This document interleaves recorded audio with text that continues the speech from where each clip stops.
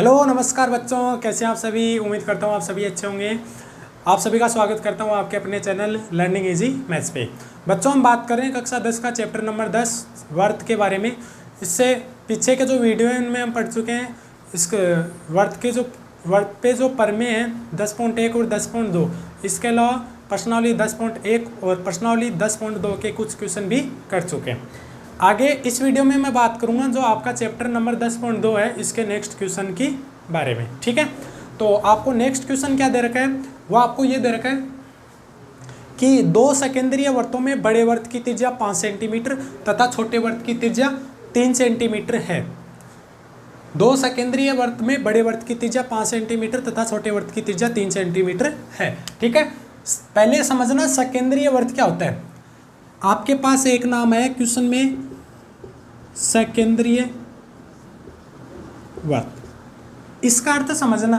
सकेंद्रीय वर्त का मतलब क्या हुआ, ऐसे वर्त जिनका केंद्र क्या हो, एक ही हो। जैसे ये किसी वर्त का केंद्र है, ये मेरे पास वर्त है, इसका केंद्र ये है, तो जो दूसरा वर्त बनाऊंगा उसका केंद्र भी क्या आएगा, यही।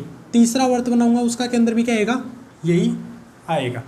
तो सकेंद्रीय वर्त समझ गए क्या होगा कि ऐसे वर्त जिनका केंद्र क्या हो, एक ही हो, वो वर्त क्या कहलाते हैं, सकेंद्रीय वर्त। हमारे पास कितने सकेंद्रीय वर्त हैं, दो। क्वेश्चन में सबसे पहले ये बोल रखा है कि दो सकेंद्रीय वर्त में बड़े वर्त की त्रिज्या, ये बाहर वाला बड़ा वर्त हो गया और अंदर वाला छोटा वर्त। इसमें बड़े वर्त की त्रिज्या, ये ओ से लेके ए तक की दूरी, ये कितनी देर की है, 5 सेंटीमीटर। ये बड़े वर्त की त्रिज्या होगी, ध्यान से देखो, ये बड़े वर्त की त्रिज्या होगी। और छोटे वर्त की त्रिज्या कितनी देर की है, 3 सेंटीमीटर। तथा इसके अलावा आगे क्या दे रखा है कि बड़े वर्त की जीवा छोटे वर्त को क्या करती है, स्पर्श करती है। बड़े वर्त की जीवा, ये जो बड़ा वर्त है, वर्त की जीवा क्या होती है, जीवा मैंने आपको शुरुआत में बताया था। जीवा क्या होती है, वर्त की परिधि पर स्थित किन्हीं भी दो बिंदुओं को मिलाने वाला रेखाखंड, वो क्या कहलाती है, वर्त की जीवा। वर्त की परिधि पर स्थित किन्हीं भी दो बिंदुओं को मिलाने वाला रेखाखंड क्या कहलाता है, वर्त की जीवा। ठीक है, तो ये बड़े वर्त की जीवा लिए, तो इस परिधि पे दो बिंदु ले लिए, इनको मिलाने वाला ऐसा रेखाखंड खींचना आपको जो वर्त को क्या करे, स्पर्श करता हुआ, छोटे वर्त को स्पर्श करता हुआ जाए। तो ये मैंने खींच दी बड़े वर्त की जीवा, और इसी जीवा की क्या निकालनी है, मेरे को लंबाई ज्ञात करनी है। ठीक है, इसी जीवा की क्या ज्ञात करनी है, मेरे को लंबाई ज्ञात करनी है। यानी मेरे को इस बड़े वर्त की जीवा की क्या ज्ञात करनी है, लंबाई ज्ञात करनी है। ये था हमारे पास क्या, क्वेश्चन। ठीक है, क्वेश्चन की लैंग्वेज आपको समझ में आ गई। ठीक है, अब देखते हैं इसका क्या सॉल्यूशन यानी आंसर। ठीक है, ध्यान से देखना कैसे निकालेंगे। मैं लिखता हूं यहां पे क्या हल इसका। देखो ध्यान से, यहां पे मेरे पास क्या बन रहा है, समकोण त्रिभुज बन रहा है क्या।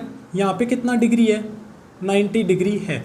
क्यों है, इसका कारण है परमे 10.1 कि परमे 10.1 क्या बताई थी मैंने बोला था ना कि परमे 10.1 और 10.2 लगभग आपके सभी क्वेश्चन में काम में आएंगी, है ना।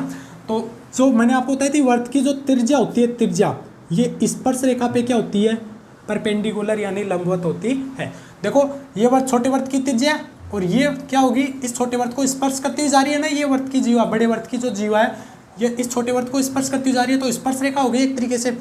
तो वर्त की त्रिज्या स्पर्श रेखा पे क्या होगी, लंबवत होने का मतलब कितने डिग्री का कोण बनेगा, 90 डिग्री का कोण बनेगा।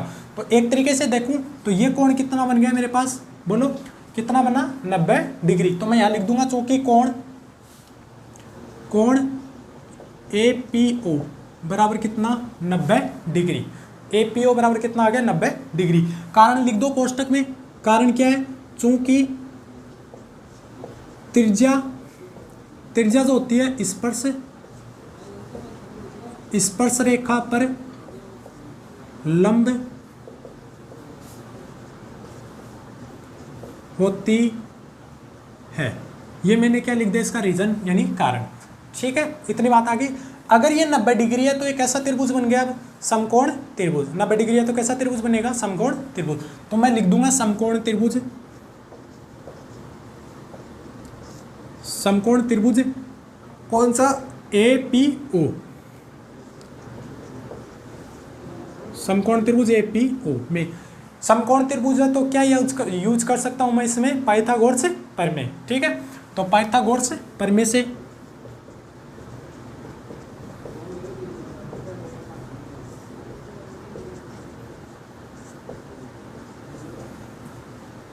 पाइथागोरस प्रमेय से क्या होती है पाइथागोरस प्रमेय, कर्ण स्क्वायर बराबर आधार स्क्वायर प्लस का लंब स्क्वायर। 90 डिग्री के सामने वाली भुजा क्या लोगे, कर्ण। यहाँ पे 90 डिग्री है तो इसके सामने वाली भुजा कौन सी हुई, ये भुजा हो गई OA। तो ये कितनी आई मेरे पास, कितनी आई, 90 डिग्री सामने वाली भुजा OA, ये मेरे को दर के 5 सेंटीमीटर, ये आधार मान लो और ये क्या हो जाएगा लंब। तो लिख दो कर्ण स्क्वायर यानी OA का होल स्क्वायर बराबर आधार स्क्वायर, आधार क्या है AP का होल स्क्वायर और प्लस OP का होल स्क्वायर। ये क्या हो गई मेरे पास पाइथागोरस प्रमेय। ठीक है, इतनी बात आगे समझ में। आगे देखना OA का मान कितना दे रखा है मेरे को 5, तो 5 का होल स्क्वायर बराबर AP का मान दे रखा है क्या, नहीं, तो ये निकालना मेरे को ऐसा का ऐसा, ये लिख दिया मैंने AP का होल स्क्वायर प्लस OP का मान कितना दे रखा है 3, तो 3 का होल स्क्वायर। 5 का स्क्वायर कितना होगा 25 बराबर AP का होल स्क्वायर और प्लस इसका स्क्वायर कितना हो गया 9। ये 9 प्लस का है, इधर आके किस में बनेगा माइनस में, तो 25 माइनस का 9 बराबर किसके AP का होल स्क्वायर। 25 माइनस का 9 बराबर किसके AP का होल स्क्वायर। 25 में से 9 जाएंगे तो कितना बचेगा 16 बराबर कितना आ गया AP का होल स्क्वायर। वर्गमूल करूँगा, वर्गमूल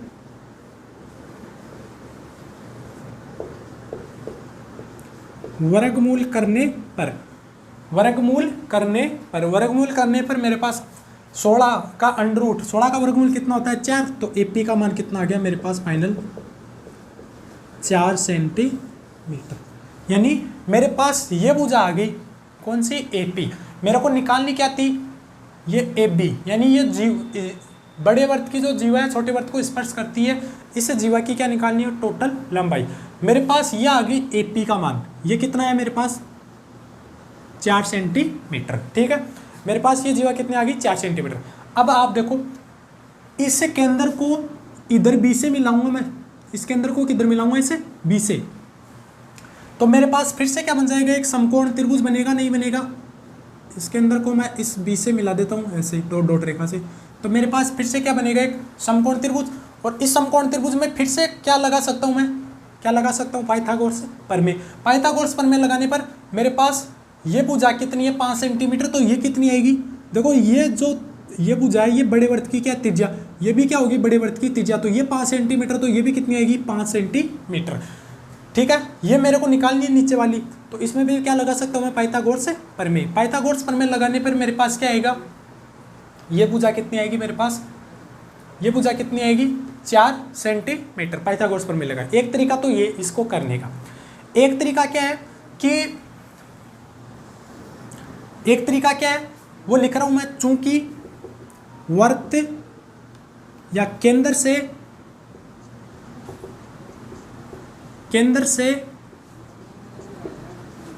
जीवा पर, केंद्र से वर्त जीवा पर डाला गया लंब, केंद्र से जीवा पर डाला गया लंब जीवा को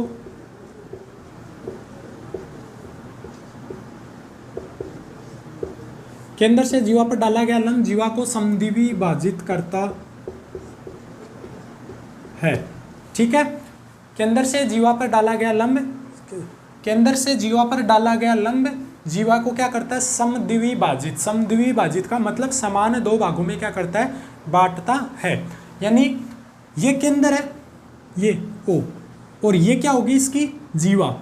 जैसे मेरे पास एक ये वर्त है, इसका ये केंद्र है, ठीक है, और मेरे पास ऐसे ये जीवा है। ठीक है, इस केंद्र से मैं इस जीवा पर एकदम बिल्कुल सीधी लाइन खींचता हूँ, यानी लंब डालता हूँ, तो ये लंब क्या करता है इस जीवा को बराबर क्या करेगा, बराबर 2 भागों में बांटेगा। ठीक है, यानी समद्विभाजित करेगा, यानी बराबर 2 भागों में बांटेगा। इसी प्रकार इसमें देखो ये जो बड़ा वाला वर्त दिख रहा है, इसमें बड़े वर्त में देखना, बड़े वर्त में है ना, ये केंद्र है O और ये AB क्या होगी इसकी जीवा। इस अंदर वाले वर्त को भूल जाओ एक बार, है ना, बड़े वाले वर्त की बात कर रहा हूँ मैं। बड़े वाले वर्त में O केंद्र है और ये ए बी क्या है इसका, ए बी क्या होगी इसकी जीवा।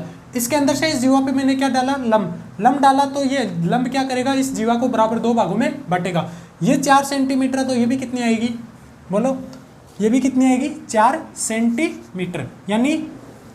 यानी जो पी बी भुजा है मेरे पास, ये भी कितनी आएगी 4 सेंटीमीटर, यानी ये भी कितनी है मेरे पास 4 सेंटीमीटर। ठीक है, इतनी बात आगे समझे। मेरे को किसका मान निकालना है, ए बी का, तो ए बी किस किस को मिला के बनाया, एक तो ए पी और प्लस एक पी बी। ए पी का मान मैंने पहले निकाला था, कितना आया था 4, और पी बी का मान कितना है 4। तो ए बी जो भुजा उसका मान कितना आ गया मेरे पास 4 + 4, तो ए बी का मान कितना आ जाएगा 8 सेंटीमीटर। ये था मेरे पास क्या क्वेश्चन। ठीक है, उम्मीद करता हूँ अच्छे से समझ में आया होगा। ठीक है, आज के वीडियो में इतना ही। आगे के जो क्वेश्चन है उनकी बात करेंगे नेक्स्ट वीडियो में। अगर आपने चैनल को अभी तक सब्सक्राइब नहीं किया तो चैनल को लाइक और सब्सक्राइब ज़रूर करें। Thank you. जय हिंद, जय भारत।